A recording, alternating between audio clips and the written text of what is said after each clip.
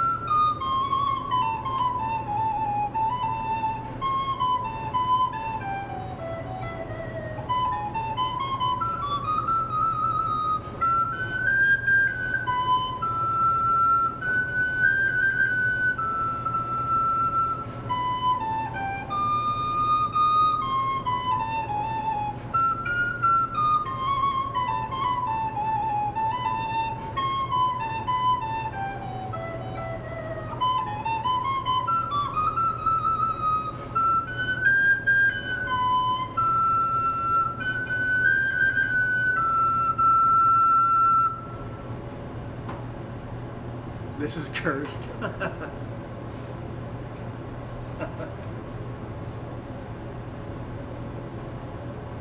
As in like cursed images or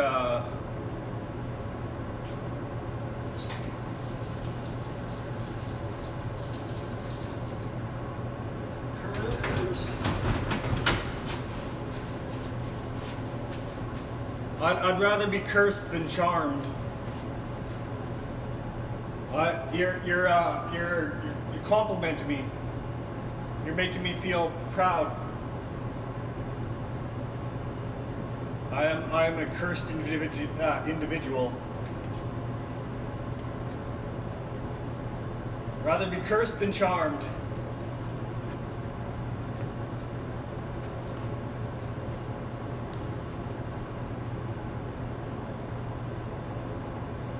I'd rather be bedeviled than blessed.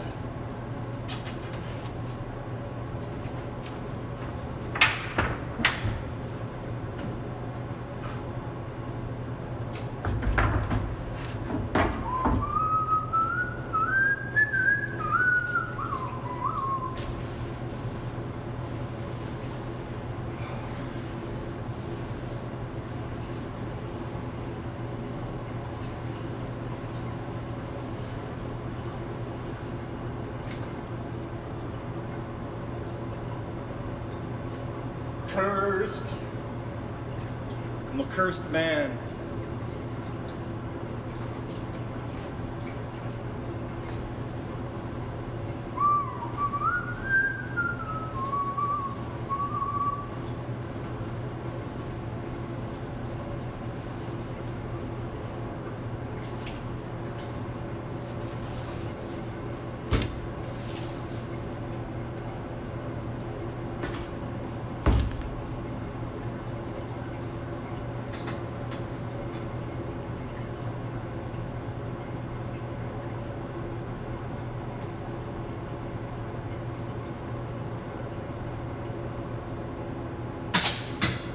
I'm sure you've seen worse on Twitch. I'm not the most cursed thing on Twitch, I'm pretty sure. There's some pretty cursed streams on Twitch. I'm not the only one.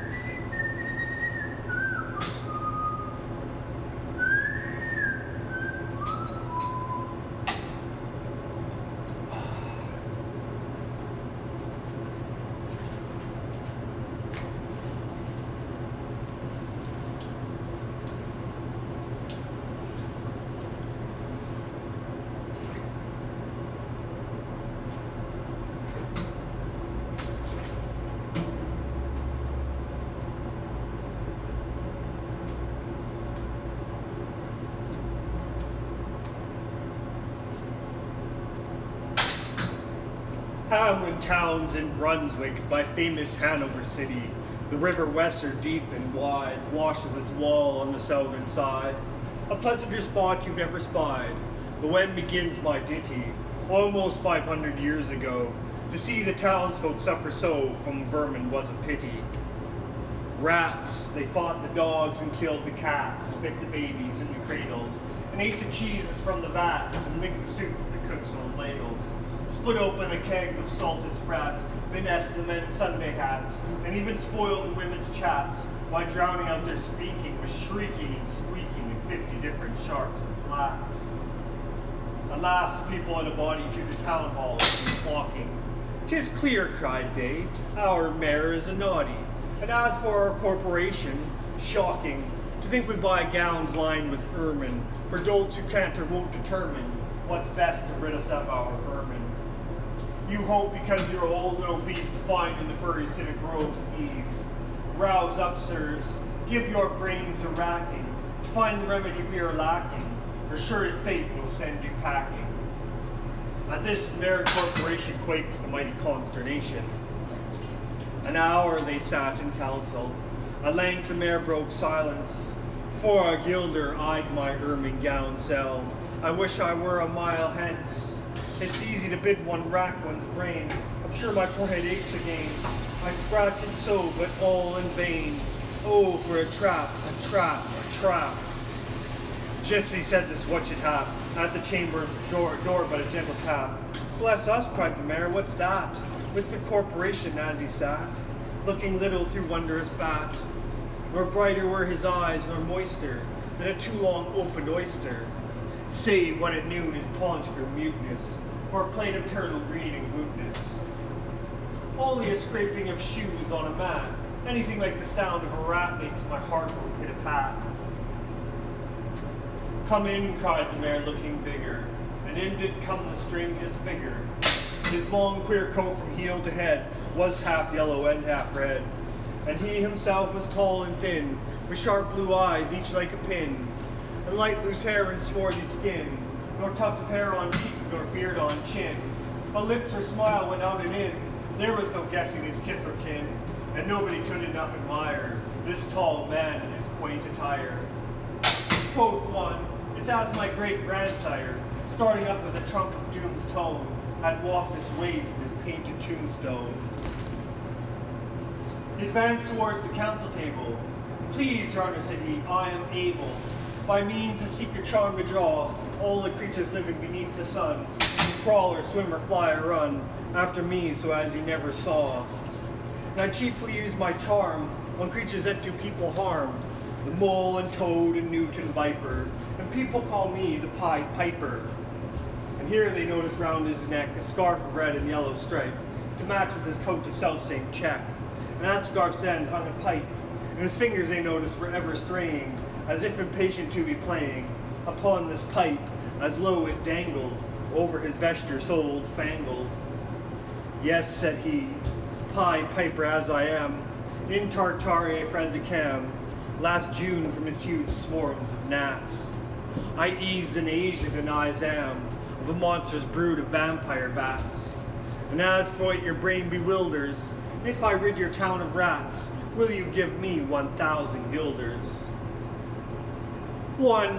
50,000 was the exclamation of an astonished mayor and corporation. Into the street the piper stepped, smiling first a little smile, as if he knew what magic slept in his quiet pipe the while. Like a musical adept to blow his pipe, his lips he wrinkled, and green and blue his sharp eyes twinkled, like a candle flame where salt is sprinkled. And ere 3 shrill notes the pipe uttered, you heard as if an army muttered, and a muttering grew to a grumbling, and a grumbling grew to a mighty rumbling, and out of the houses came the rats tumbling. Great rats, small rats, lean rats, brawny rats, brown rats, black rats, gray rats, tawny rats, grave old plotters, gay young friskers, fathers, mothers, uncles, cousins, cocking tails and pricking whiskers, families by tens and dozens, brothers, sisters, husbands, wives, followed the Pied Piper for their lives. From street to street he piped advancing, and step for step they followed dancing, until they came to the river Weser, where an old plunged and perished, save one who stout as Julius Caesar swam across and lived to carry, as he the manuscript he cherished, to Ratland home his commentary, which was, at first shrill notes of the pipe, or heard a sound of the scraping tripe, and putting apples wondrous ripe into the cider presses right, and a moving away of pickle tub boards, leaving a jar of conserve cupboards, and drawing the corks of train oil flasks, and breaking up the butter casks. It seemed as if a voice, sweeter far than by harp by Solary's breed, called out, "Oh, rats, rejoice! The world has grown to a vast psaltery. So munch on, crunch on, take your lunch on, breakfast, supper, dinner, lunch on, and just a bulky sugar punch on, already staved like a great sun shone, gracious, scarce, an inch before me, just as we thought it said, come bore me, I found the Weser rolling over me. You should have heard the Hamlin people ring the bells, they rock the steeple. Go, cried the mayor, and get long poles, poke up the nest and block up the holes, consult with carpenters and builders, and leave in our town not even a trace of the rats.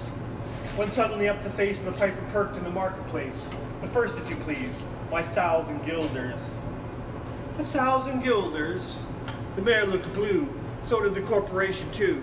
For council dinners made rare havoc with claret, sal, vin de gras, hawk, and half the money would you punish, their cellars big as butt of Rhenish, to pay this sum to a wondering fellow, a gypsy coat of red and yellow. Besides, quoth the mayor with a knowing wink, our business was done at the river's brink. We saw with their eyes the vermin sink, and what's dead can't come to life, I think. So, friend, we're not folks to shrink from our duty of giving you something to drink, and a matter of money to put in your poke. But as for the guilders, what we spoke of them, as you well know, wasn't joke. Besides, our losses have made us thrifty. 1,000 guilders, come, take 50. The piper's face fell and he cried, no trifling, I can't wait beside. I promise a visit by dinner time, Baghdad, and accept the prime of the head cook's pottage. All he's rich in, for having left in the caliph's kitchen, of a nest of scorpions, no survivor. With him I proved no bargain driver. With you don't think I'll bait a stiver. And folks who put me in a passion may find me pipe after another fashion. How, cried the mayor, do you think I brook, being worse treated than a cook, insulted by a ribald, with idle pipe and vesture piebald? Threaten us, fellow, do your worst, blow your pipe there till you burst. Once more he stepped into the street, and to his lips again laid his long pipe of smooth straight cane. And ere he blew 3 notes, such sweet soft notes as the positions cunning never gave in raptured air. There was a rustling that seemed like a bustling of merry crowds justling and pitching and hustling. Small feet were pattering, wooden shoes clattering, little hands clapping, little tongues chattering. Like foals in a farm and barley is scattering, oh came the children running, all the little boys and girls, with rosy cheeks and flaxen curls, sparkling eyes and teeth like pearls, tripping and skipping around merrily after. The wonderful music was shouting and laughter. The mayor was dumb and the council stood, as if they're changed in the blocks of wood, unable to move a step or cry, to the children merrily skipping by. Could only follow with an eye that joyous crowd at the piper's back, and how the mayor was on the rack, and the wretched council's bosom beat, as the piper turned from the high street, to where the Weser rolled its waters, right in the way of their sons and daughters. How he returned from south to west, and to Copperberg Hill his steps addressed, and after him the children pressed, great was the joy in every breast. He never crossed the mighty top, he's forced to let the piping drop, and we shall see our children stop. When lo, they reached the mountainside, a wondrous portal opened wide, as if a cavern was suddenly hollowed. The piper advanced, and the children followed. When all were in the very last, the door in the mountainside shut fast. Did I say all? No one was lame, and could not dance a whole of the way. And then after years, if you blame his sadness, he used to say, as dull our accounts as my playmates left, I can't forget that I'm bereft of all the pleasant sights they see, which the piper also promised me. For he led us, he said, to a joyous land, joining the town in just at hand, where waters gushed and fruit trees grew, and flowers were forth a fairer hue, and everything was strange and new. The sparrow was buried a peacock here, and her dogs are rather a fellow deer, and honeybees had lost their stings, and horses were born with eagle's wings. Just as I became assured, my lame foot we speedily cured. The music stopped, and I stood still, and found myself outside the hill, left behind against my will, to go now limping as before, and never hear of that country more. Alas, alas for Hamelin, there came into many a burgher's pate a text which says at heaven's gate, opes the rich at as easy rate as needle's eye takes a camel in. The mayor sent east, west, north, and south to offer the piper by word of mouth, wherever was men's lot to find them, silver and gold to his heart's content, if only he'd return the way he went, and bring the children behind him. But when they saw it was lost endeavor, and piper and dances were gone forever, they made a decree that lawyers never should think their records dated duly, if after the day of the month and year, these words do not as well appear. And so long after what happened here, on the 22nd of July, 1376, the better memory to fix, the place of children's last retreat, they called it the Pied Piper Street, where anyone playing pipe or tabor was sure for his future lose his labor, nor suffered they hostelry or tavern, shocked with mirth the street so solemn, and opposite the place of the cavern, there was a story on a column, and on great church window painted, the same to make the world acquainted, how their children were stolen away, and there it stands this very day. And I must not omit to say, in Transylvania there is a tribe of alien people who ascribe the way and dress of which their neighbors lay such stress to their fathers and mothers having risen of some subterranean prison, into which they were trepanned long time ago in a mighty band, out of Hamlin towns in Brunswick land, but how or why they don't understand. So, Lily, let me and you be wipers of scores out with old men, especially pipers. And if they should pipe us free from rats from mice, if we promise them aught, let us keep our promise. Oh, Starbucks is open. Might have to order a coffee now, which means I might have to end the stream, or it'll be interrupted, one of the two, I don't know.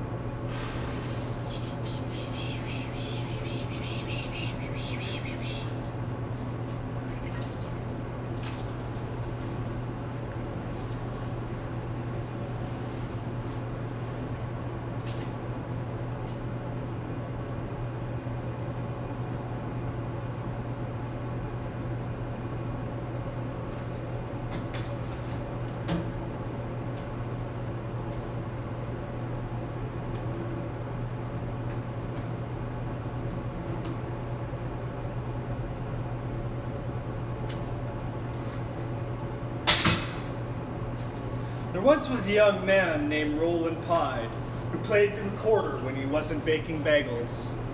One day he was walking through a park playing his recorder rest a while from all his baking when suddenly he spied a corpse lying on the ground beneath a swarm of flies. He put down his recorder, walked over to the corpse, shooed the flies away, and covered the dead man with stones. Returning to his oven later that day, he found that his oven blade had gone on by itself and already baked half the bagels he needed. From that day on, Roland Pied was the happiest baker alive. He'd bake until he was tired, then he'd pull his recorder out of his pocket while his oven blade went on by itself. But Roland Pye lived in a town whose mayor did not admire his skill, was jealous of his fame. So the mayor devised a plan to rid the town of Roland. In the beginning he said that Roland was a good worker, but lazy. Next he said that Roland baked a whole lot, but badly. Then he accused Roland of being a sorcerer, and the people turned on him. Therefore, Roland Pye took his recorder and left his home behind. When Roland Pye came to a neighboring town, he went to all the business owners, but none of them would give him any work. Finally, he met an old busker and asked him for work to keep body and mind together.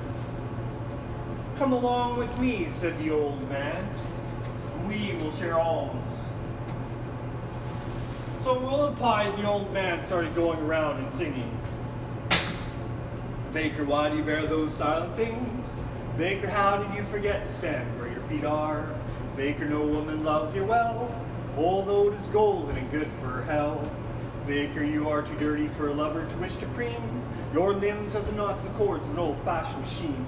Baker, line the rings and bash the boards. You don't need their applause for a thing that is yours. You are a baker and are what you are, not by a miracle, but by the work of your arms. Baker, be who you are." Everybody gave alms to the old man, but to Roland they said, "What is a young man like you out begging? Why don't you work for a living?" "Nobody will hire me," replied Roland Pye. "That's what you say. There's a king with so many hungry soldiers that he'll pay good wages to anyone willing to feed them." So Roland Pye went to the king's kitchen and took the old man whose alms he'd been sharing. The oven had never been used by anyone. Roland mixed the dough. Then he rolled it into rings. Then he boiled them, dressed them with seeds, and baked them until they're golden brown. Then he tossed them into a crate to cool down. Whenever Roland wearied of baking, he'd play his recorder. And once he was weary of playing his recorder, he'd sing. "Baker, why do you bear those silent things? Baker, how did you forget to stand where your feet are? Baker, no woman loves your wealth, although it is golden and good for her health. Baker, you are too dirty for a lover to wish to preen. Your limbs are the knots and cords of an old-fashioned machine. Baker, line the rings and bash the boards. You don't need their applause for the thing that is yours. You are a baker and are what you are, not by a miracle, but by the work of your arms. Baker, be who you are." Hearing the singing, a princess looked out the window. She saw Roland Pye and fell in love with him. She was a princess and he a baker. The king would never consent to their marriage. So they decided to run away together. They fled at night in a boat. They were already on the high seas. When Roland remembered the busker, he said to his beloved, "We must fetch the old man. Since he shared his alms with me, we can't go off and leave him like that." At that very moment, the old man came up behind the boat, walking on the water as though it had been dry land. Reaching the boat, he said, "We agreed to divide everything we had, and I shared everything I owned. Now you have the king's daughter. You must give half of her to me." At this, he gave Roland Pye a knife to cut his bride in two. Roland Pye took the knife with a trembling hand. "You are right," he said. "You are perfectly right." He was on the point of cutting his bride in two when suddenly the old man stopped him. "Stop. I knew you were a just man. I am the dead man, mind you, whom you covered with stones. Go now, and may the two of you always be happy." At this, the old man walked away on the waves. The boat came to an island rich in all good things, with a princely palace awaiting the newlyweds.